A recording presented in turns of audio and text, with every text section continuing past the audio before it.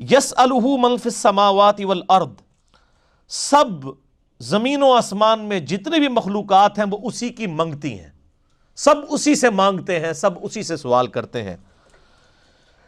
کل یوم ہوا فی شان، اور اس کی شان ہر روز نئے اعتبار سے تجلی فرماتی ہے۔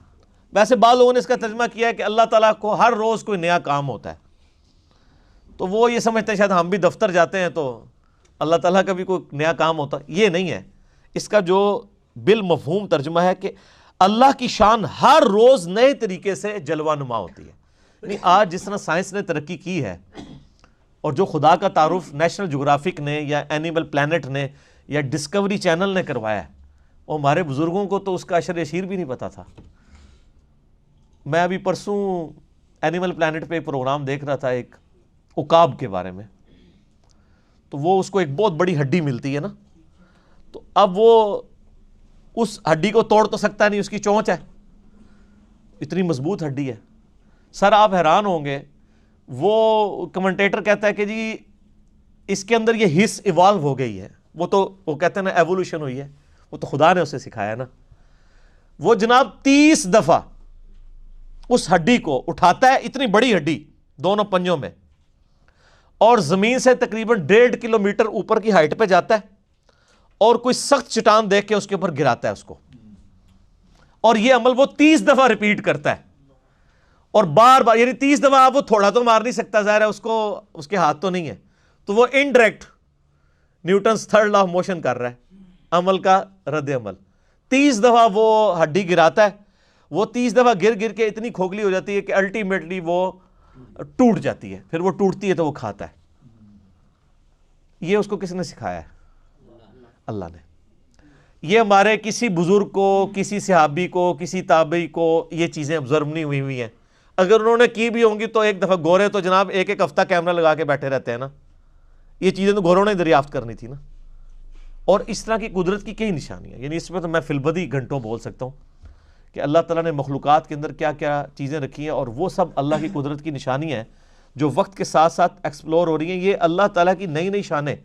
آپ کو پتہ ہے اس وقت ڈیپ اوشن کے اندر ایسی مخلوقات دریافت ہوئی ہیں جو آج سے 20-25 سال پہلے تک بھی دنیا کو پتہ ہی نہیں تھا کہ یہ مخلوقات ایگزسٹ کرتی ہیں، دیکھنا تو بڑی دور کی بات۔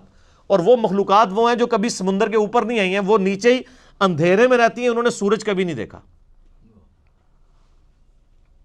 اور آپ حیران ہوں گے کہ ان کے اندر جو سسٹم ہے نا، یعنی اپنے آپ کو نیچے رکھنے کا، ورنہ تو کوئی بھی چیز فلوٹ کر کے الٹیمیٹلی اوپر تو آ جاتی ہے، وہ اپنے آپ کو نیچے جو رکھتی ہے تو کوئی ٹیکنالوجی چاہیے نا۔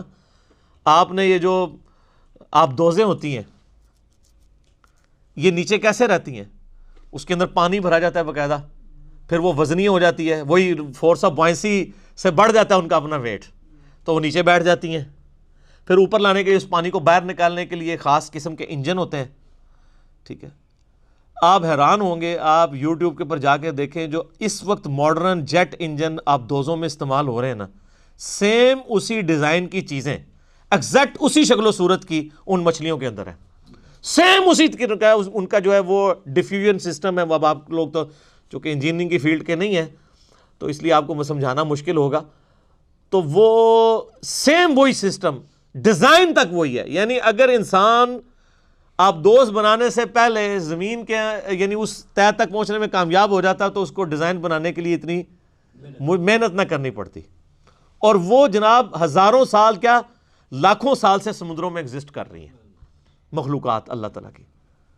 تو سر یہ آپ ڈسکوری چینل دیکھیں گے تو آپ کو پتہ چلے گا کل یوم ہوا فی شان، ہر دن وہ نئی شان کے ساتھ، اس کی شانیں تو ہیں، وہ ہمارے سامنے نئی شانوں کے ساتھ ایکسپوز ہوتا ہے، اور ابھی بھی کئی شانیں ہیں جو اس کی مرنے کے بعد جنت میں پہنچ کے ہمارے سامنے آئیں گی، اس کا تو کوئی احاطہ نہیں کر سکتا۔